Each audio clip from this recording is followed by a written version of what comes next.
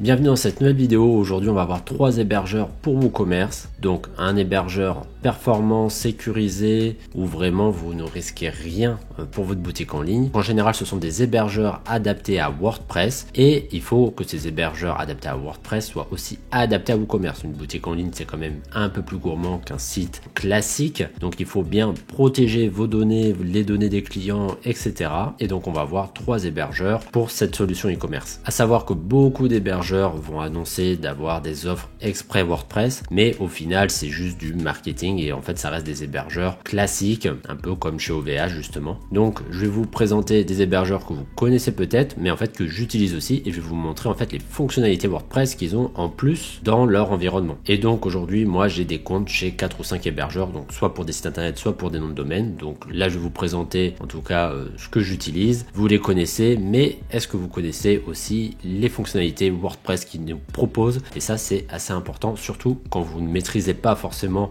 tous les plugins, tous les outils, etc. En fait il y a des choses qu'on peut faire en quelques clics, que ce soit des sauvegardes, créer un site de développement, dupliquer un site, augmenter les performances. Ces hébergeurs vont nous offrir quelques fonctionnalités en plus qui vont nous permettre de faire ça. Je vais aussi parler du prix de chaque hébergeur. En général ce sont les moins chers du marché, on va dire, niveau rapport qualité-prix. Bon, premier hébergeur, il est très connu, il y a beaucoup de pubs, c'est Hostinger. Il y en a beaucoup de gens qui en parlent, mais il y a des petites choses qu'il faut savoir par rapport à leur hébergeur WordPress. Donc déjà, la première chose, c'est qu'ils ont vraiment des hébergements dédiés à WordPress. Je vais vous montrer après mon tableau de bord et comment ça s'articule autour de WordPress. Et aussi, ça détecte si vous avez du coup un site WooCommerce. Et donc après, ils ont des offres optimisées. Donc l'avantage, c'est que Hostinger, donc c'est pas français, mais ils ont des data centers en France. Donc c'est toujours bien d'avoir un hébergeur proche de chez soi, on va dire, où les serveurs sont pas trop éloignés pour des questions de perf, etc. Et il faut savoir que Hostinger, niveau prix, on va en parler direct, c'est vraiment le meilleur du marché. En tout cas, si vous commencez sur WordPress, autant aller vers ce type d'hébergeur. Donc là, on peut voir par exemple 2,89 € par mois. Donc c'est des petites subtilités qu'il faut connaître avec Hostinger. Si je descends un peu plus bas, on peut avoir différentes offres Premium, Business, Startup. Donc il faut savoir que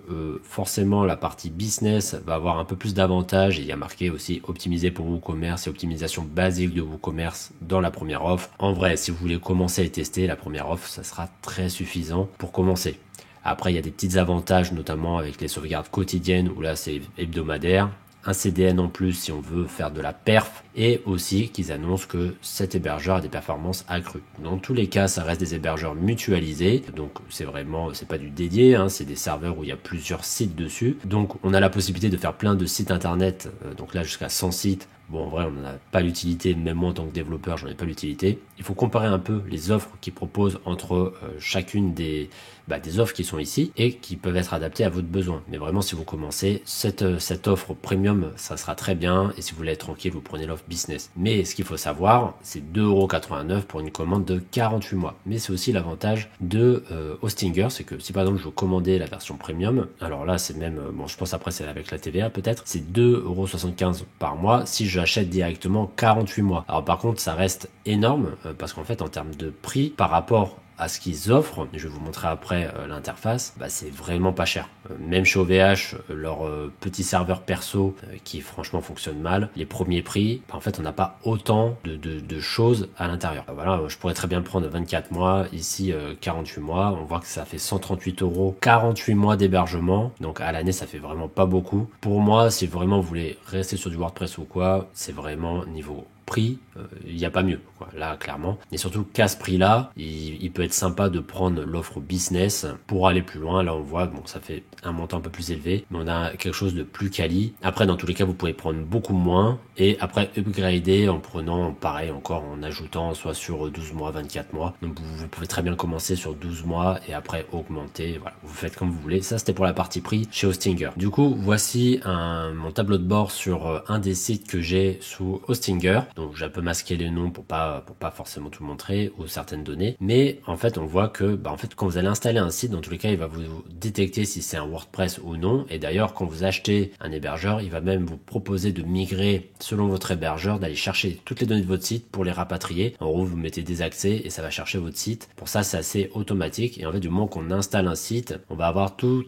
plein d'éléments WordPress qui vont s'afficher ici. Et notamment après on va avoir l'aperçu, on va avoir pas mal d'infos au niveau de de la base de données, de la performance, etc. Et on voit qu'ici, après, je peux créer par exemple un site de développement. Après, je vais avoir différentes infos sur mon hébergeur. Sur les performances, je vais avoir un système qui va m'analyser les pages et après qu'on va pouvoir régler pour les performances ou rajouter un CDN. Pareil pour la sécurité. Donc on a le SSL qui est classique de toute façon pour tous les hébergeurs. Mais on a aussi un élément qui va analyser votre WordPress et qui va vous dire aussi les plugins qui doivent être mis à jour. Donc en fait, vous pouvez tout gérer l'interface via l'hébergeur et des fois même pas besoin de se connecter directement à WordPress. Et après, vous allez avoir l'ajout de pas mal de choses autour de votre site web. Vous avez accès à vos fichiers, à la base de données, aux emails, etc. Et en fait, vous pouvez vraiment tout gérer depuis l'interface Hostinger et vraiment tout ce qui va toucher au cœur de la performance, de la sécurité, de la mise à jour. En fait, ça détecte vraiment WordPress. Et là, c'est vraiment pas mal parce qu'on a une interface dédiée au CMS et du coup à notre future boutique. Du coup, l'autre hébergeur c'est O2Switch, j'en ai déjà parlé plusieurs fois sur la chaîne et j'en ai parlé dans ma vidéo sur les hébergeurs web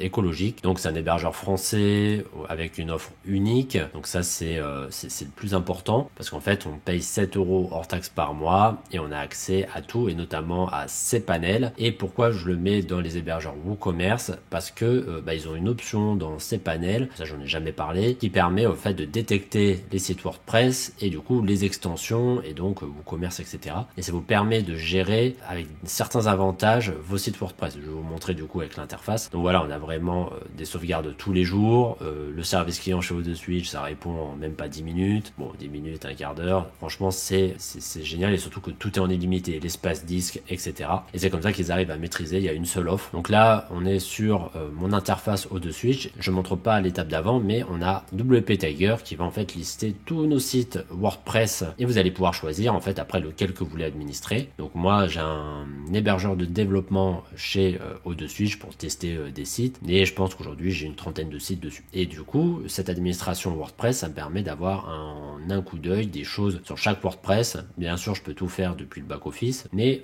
on peut voir différentes choses. Donc là, j'ai un WordPress de test d'installer avec WooCommerce, bien évidemment. Quand on arrive en fait sur la page WP Tiger qui est dans le cPanel de O2Switch, on va avoir différentes infos au niveau du CMS. Donc là, il va me dire les extensions actives, celles à mettre à jour et tout. Donc après, bon là, j'ai masqué, mais j'ai des données sensibles sur les infos de la base de données de l'administration. Et ensuite, quand on va en bas, on peut choisir qu'est-ce qu'on veut faire pour notre site. Et du coup, par exemple, on peut créer une pré-prod. Donc ça, c'est important d'avoir un deuxième site au sien pour avoir un site de développement et pour pouvoir faire des modifications. Par exemple, tester vos mises à jour, vous le faites sur un site de pré-prod. Je recommande jamais de le faire sur le site en ligne. Vous pouvez créer des sauvegardes, sachant que dans tous les cas, O2Switch a déjà un système de backup. Vous en avez déjà des régulières, mais vous pouvez en créer d'autres exprès pour votre WordPress. Vous pouvez gérer la sécurité, les extensions, tout ça. Et là, si je descends, par exemple, je peux rajouter des administrateurs directement depuis cette page pour mon site WordPress. Là, je vais avoir toutes les extensions installées sur mon site WordPress et je peux vérifier pas mal de choses. Donc,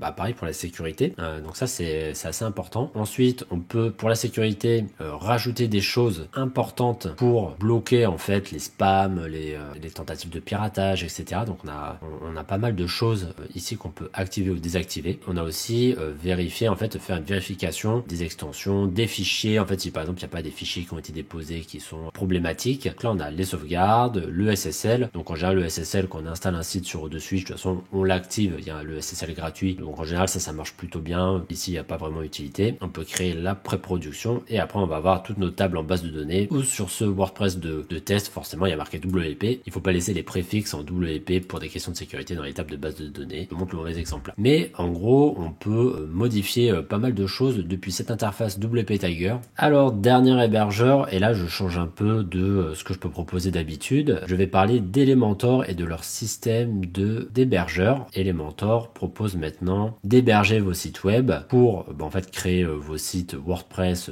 et WooCommerce sous Elementor, parce que Elementor, le constructeur de page, le célèbre constructeur de page WordPress, dispose d'une extension WooCommerce qui est vraiment assez appuyée, où vous pouvez construire, on le voit ici, la boutique comme vous le voulez, vraiment, voilà, l'archive des produits, donc les pages catégories, les pages produits, le panier, le checkout, etc. En fait, vous pouvez tout personnaliser avec Elementor. Donc c'est bien pour des gens qui veulent tout gérer par eux-mêmes, qui veulent vraiment gérer autant le site internet, l'hébergeur, je veux dire, et aussi la construction, et donc utiliser un builder comme ça où tout est en clé en main, en fait, où on peut tout faire manuellement, même si des fois il y a des choses, ça mérite un peu de formation. En gros, on peut vraiment tout faire avec Elementor. Et Elementor aujourd'hui propose des hébergeurs pour votre site, et il y a surtout une chose importante, donc c'est vraiment dans le cas où vous voulez utiliser Elementor pour construire votre site, où là ça peut être intéressant pour vous. Ça veut dire que, donc là eux ils recommandent cette offre pour WooCommerce. En fait, il faut savoir que dedans, vous avez en fait version pro de Elementor. Donc vous avez la version à $59, donc après il faut voir forcément si ça vous convient aussi. Et en fait, ça veut dire que normalement en fait Elementor Pro, donc la version premium avec toutes les options avancées,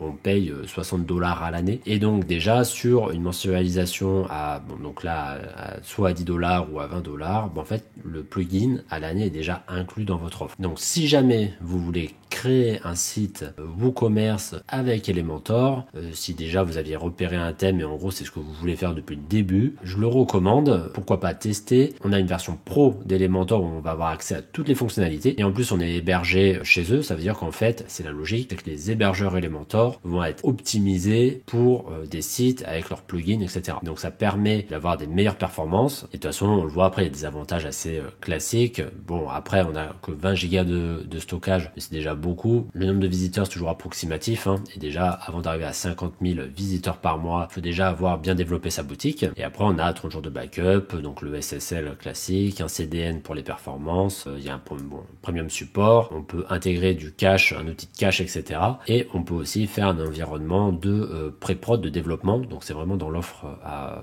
$20 par mois. Je trouvais ça assez sympa de le présenter pour les personnes qui veulent utiliser Elementor parce qu'il y en a quand même beaucoup. Tout le monde ne fait pas des sites sur mesure ou les codes comme je peux faire toute la journée. Ça peut être une bonne alternative. Il faut juste savoir que je crois que tout est en anglais par contre sur toute l'interface Elementor. Donc voilà, il faut maîtriser un peu l'anglais. Je vous ai donné 3 hébergeurs et comme ça vous allez pouvoir voir celui qui pourrait vous correspondre le mieux. Donc voilà, je vous ai présenté 3 hébergeurs spéciaux WordPress et WooCommerce. Il en existe aussi d'autres. J'ai pas tout testé. Moi j'ai aussi des hébergeurs chez OVH où maintenant j'ai surtout des noms de domaine. Mais j'ai déjà utilisé par exemple Planet Hoster. Il y a aussi WP Server spécialisé sur du WordPress. Mais vous avez aussi Kinsta, donc Planet Hoster, je l'ai déjà dit, Infomaniac. En fait, il y en a beaucoup. Après, je pourrais faire une autre vidéo pour les tester ou pour montrer leur interface parce que tous n'ont pas forcément une interface dédiée à WordPress. Moi, c'est ce que j'aime chez par exemple Hostinger ou O2Switch. Je trouve ça bien de pouvoir gérer vraiment une interface spécialisée pour la solution avec pas mal de fonctionnalités qui vont impacter directement le site où en fait ça génère pas de bug, où tout est vraiment lié. Donc en tout cas, si vous avez aimé ce genre de contenu, si vous voulez soutenir la chaîne, n'hésitez pas à mettre un petit like, un commentaire, à vous abonner. Et moi je vous dis à plus tard dans une autre vidéo. Ciao!